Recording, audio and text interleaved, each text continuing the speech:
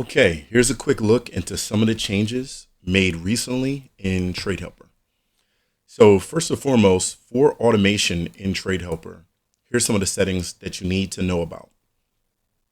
Firstly, the settings area is down here in the bottom left. When you click the settings area, you'll have your general tab. Inside of your general tab, you'll have your system settings, your trade ideas, your automation and guardrails. These three right here basically are the brains of, how things are set up on your system. I'll walk you through them. On general, you typically don't have to make any changes here.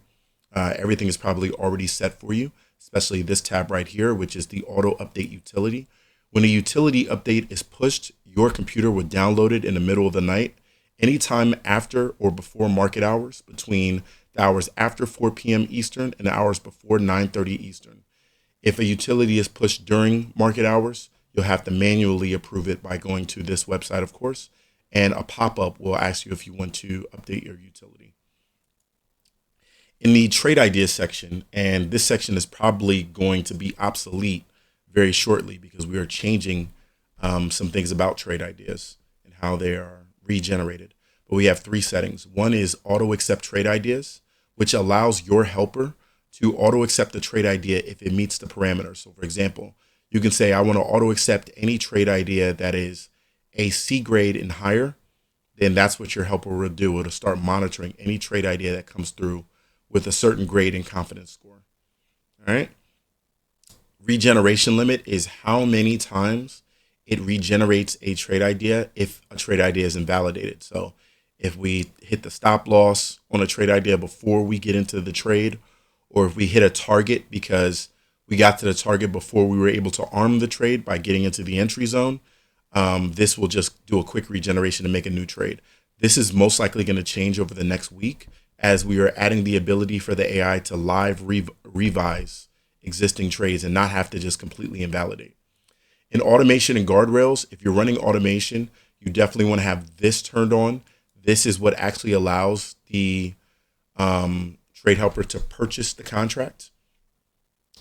And we have an emergency stop loss section, which is your emergency stop loss. If you're trading 0-day contracts or something that's extremely fast, you want to have an emergency stop loss that is at least 20%, at the minimum, at least 20%, and in some cases 25%. If you're trading 0-day contracts, right now the helper Rennie version 4 that we're currently using is trading 0-day contracts and alternating between that and 3-day contracts.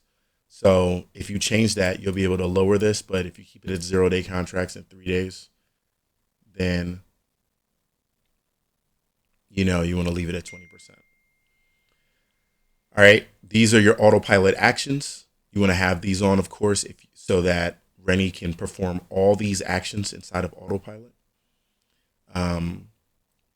And these are settings like your daily profit target. If you want her to sell your position completely, if you make a certain amount of money, you can set these settings. This is your daily profit target. This is daily stop loss. I advise everyone have this on, unless you're somebody that is trading along with your AI and you're doing like big entries. Then you might want to have this turned off because if you're doing big entries, like let's say you have $1,000 account and you're in a trade with like $300 and you go down like $100, which is 30%. That's really aggressive and not great, but you would immediately get kicked out and have your position sold if you have this turned on. So if you're doing that, you want to have it turned off. For everyone else who's just letting the system run, you definitely want to have this on. 10%. That means if you lose 10%, you'll close and sell everything and wait for the next day. It's just protection for your account. So make sure you're paying attention to this. And then I'll show you some shortcuts to be able to turn your guardrails off and on at your leisure. Profit give back.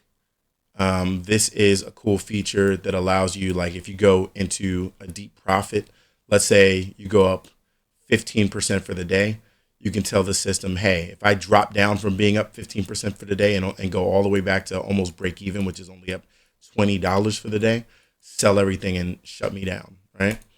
That's just, some ways of getting into profit and not going back out of profit during a good day.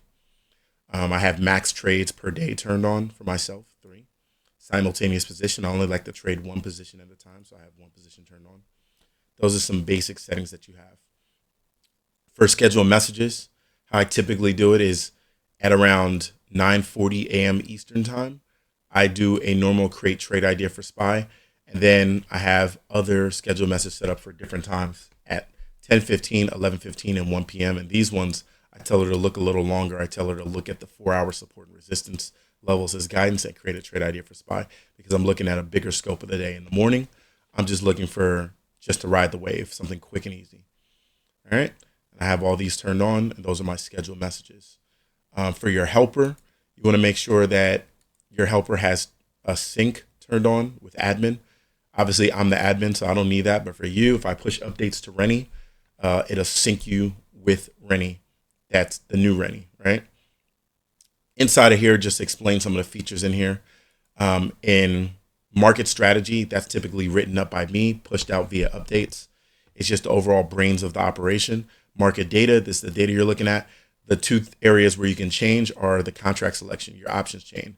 As you see here, we have a 0-day options chain here and a minimum contract price of 30 cents. And this one also says require multiple. So if you're trading on a really small, this is a mistake that some people make if their account is extremely small. Let's say you have a $300 account, right? This says we're not buying any contract less than 30 bucks. And this also says require multiple. So these two together basically means this requires $60, right, to be able to purchase in, right, at a minimum. The issue that you might have with that is if you have a $300 account and then let's say you start with a buying power of, let's say, 10%. You know what I'm saying? I'm going to buy in with 10%. You're basically saying I'm a buy in with a limit of $30, right? That's impossible to buy that 0-day contract I just showed you because that is $30 minimum plus times 2, which is $60. So you wouldn't be able to use buying power percentages if you're trading on a really small account. I would advise against it. For a really small account, I would say set dollars and just set, base level buying with $100 or something like that. That way you know that you're not limiting yourself because otherwise you'll have an issue when it gets to step 2, selecting a contract. You might get an error because of that. So just giving you a heads up on that, all right? For autopilot, we have plans of how a trade is ran. Like if we get into a trade, we have this autopilot section, which determines how the trade is traded, right? So we have, right now, I have 4 main categories inside of Rennie. I have a 20% ROI that is called a really small return. With really small return, we basically, as soon as the trade starts, we run what's called autopilot started.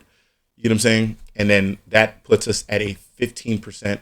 I basically ask the AI if we control the higher time frames, we're just going to relax. If there's doubt and choppiness, let's start off with the trailing stop. And I do the trailing stop at a percentage of 15% behind the current position. So we'll start negative 15% trailing stop. And let's say we go to plus 5%. That means our trailing stop will be at negative 10%. And that way, if it's a very small position that we don't know when it's going to, kind of come back, we're only estimating maybe like a 15, 20% return, 10% return, something like that. We're at least locking in gains as we go so that we don't, even if we turn red or something like that, hopefully it happens around break even or something like that.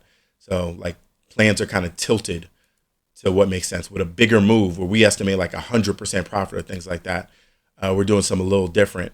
We're saying, hey, if you go up 30% profit, or if you capture at least 30% of the ROI, go ahead and put a stop loss at break even to protect us. And then we try to ride the wave and at least capture 75% ROI before we even consider putting in a sales position or using a trailing stop. So things differ based on the expected ROI of the contract. In this area for budgets, entry budget strategy, we have a very intelligent budget strategy. You can set something up where you can say, hey, if I'm only up 0% for the day, basically meaning this is my first trade, I haven't made any profit.